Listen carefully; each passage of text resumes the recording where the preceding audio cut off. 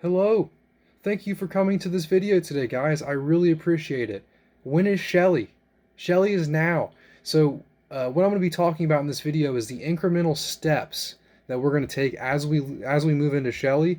I'm going to be talking about what's going on behind the scenes, what you as an ADA holder need to do, and what this pretty much is a summary of Charles Hoskinson's whiteboard video. I'm going to try to take that video, condense it from 40 minutes to 50 minutes to about 10 to 20 minutes, depending on how quick I can talk and how quick you can listen. But before we jump into that, I'm going to go over a couple things about my YouTube channel. I'm going to start taking this a lot more serious. I'm going to start releasing more videos. I'm going to put more time into editing. I'm going to put more time into my thumbnails. Shelley is coming, and it's going to be weeding out a lot of people, staple holders. But that's what I'm saying. There's going to be a lot more content coming. But I want to hear from you as a viewer. What do you like? Do you like this face cam video? Do you like maybe my face in the corner of the screen while I talk over a display? I think I'm going to do kind of like a hybrid like that. But I want to hear what you have to say as a viewer and what you're looking forward to. Tell me if I'm doing something right or if I'm doing something wrong. Also, I made a Twitter account. I'll have that in the link down below. If you delegate to my stake pool, or you just want to hear about my new videos and stuff, you don't get the notifications, follow my Twitter. I'm going to be posting on there just stuff for delegates like blocks and stuff like that, or I'm going to be posting my new videos. I really would appreciate if you guys followed that. I have a Cardano donation link in below. I accept BAT, but most importantly, I have a stake pool called Pay80A. If you guys delegate to that, I would really appreciate it. YouTube doesn't pay me anything. I'm doing this all for free, and then I'm also going to be making investments on a couple things I need for the channel. Like I need like an editing software. I also need like a webcam. I'm using my phone right now set up on a candle. It's not too great. But to jump into the video, so I'm going to have to explain a couple things for you guys to understand what's going on. And the first thing, if you see me looking over here, I have a little script written. There's a lot of information. I want to cover it all, but I don't want to miss anything that's really important. So that's why I'm going to be looking over there. But so to start off, what is Byron? Ouroboros BFT is the other name for that. So Byron is a stage that Cardano is in currently. It's the stage before Shelley. In Byron, the dataless wallet is a node that can only receive and send transactions between other nodes. Then there's a federation of leader nodes owned by the Cardano Foundation, IOHK, and Emergo. And those federation of leader nodes, they create the blocks that the transactions from the dataless nodes. So say you have all of these little dataless nodes right here. They're all sending and receiving transactions to each other. Up above them, you're going to have the Cardano Foundation, IOHK, and Emergo. Their nodes are completing the transactions for all of them. So this is a centralized currency. Think about it's centralized because these are the only people completing transactions, creating blocks, even though they're not going to be rewarded for them. It's a centralized currency that we're in right now. I know this is pretty basic, but I want to explain everything for people who don't know. So Byron, OBFT, Ouroboros BFT, that's what we're in right now, and it's centralized. But what we're going to be moving towards is Shelley. I'm sure you guys have all heard about it, but Shelley is the decentralized stage of Cardano. It's a dynamic and decentralized consensus algorithm in which stake pools run by you, or me, or you. We create all the blocks, we mint the blocks, and we decentralize the network. And Charles Hoskinson claims that this network will use 10 kilowatts of power and be 100 times more decentralized than Bitcoin.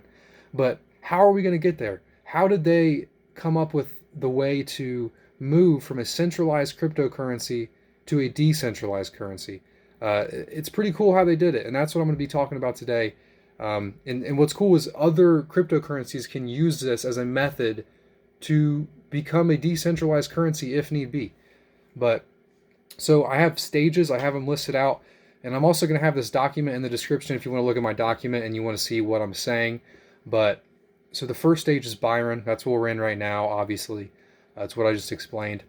And then as you guys know, what's going on right now is the ITN. It's the incentivized testnet. You can receive real rewards from there. It's in Rust. It's built in Rust. The new one's going to be built in Haskell.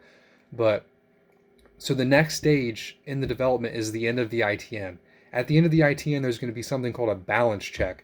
And this is when if you just hold Cardano and you don't care about all the information, this is when your ears need to perk up. In the balance check, all you're going to do is you're going to download a wallet, and if you received rewards from the ITN, this is when you're going to get the rewards on mainnet. All of those rewards from the ITN are going to be paid out during this balance check. And the ITN's then going to be shut off and no rewards will be paid. It's not going to be shut off, but no more rewards are going to be coming out. So you're going to see a lot of people like me, other stake pool operators closing up shop unless they just have the server lying around and they think it's interesting to keep going. So that's the first phase, the balance check. This is just to get everyone paid from their ITN rewards. And so then we're going to move on to the next phase, the Shelley upgrade phase. So this is kind of, it's either going to be the same wallet as the balance check wallet, or it's going to be a new wallet entirely. When this is more spelled out, I'm going to have videos. I'm going to have everything explaining this. So if you guys want to subscribe, I'll definitely have all the information you need to move on to this. But the Shelley upgrade phase is going to be a new wallet with all of the features in Shelley in the wallet. So if you have Daedalus, you're going to have the staking here, staking certification. You're going to have the stake pool registration center.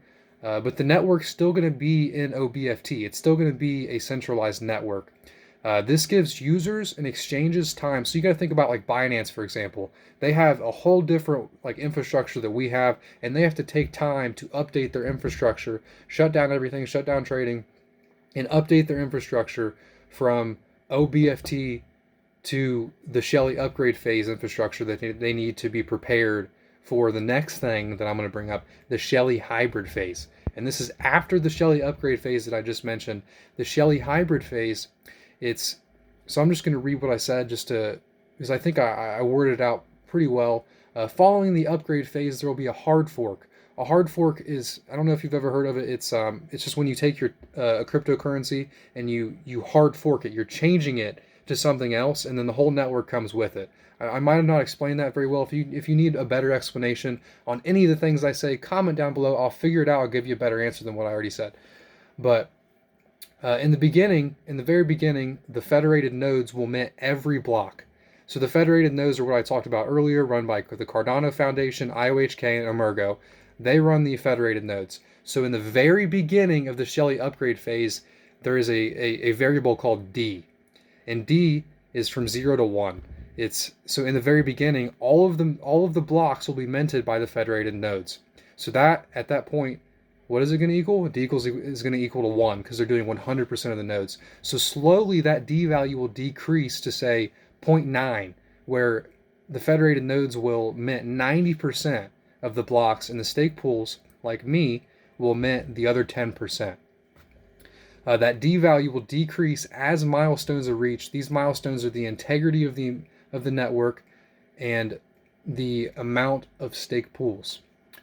The amount at this of the time will be in this phase will not be determined.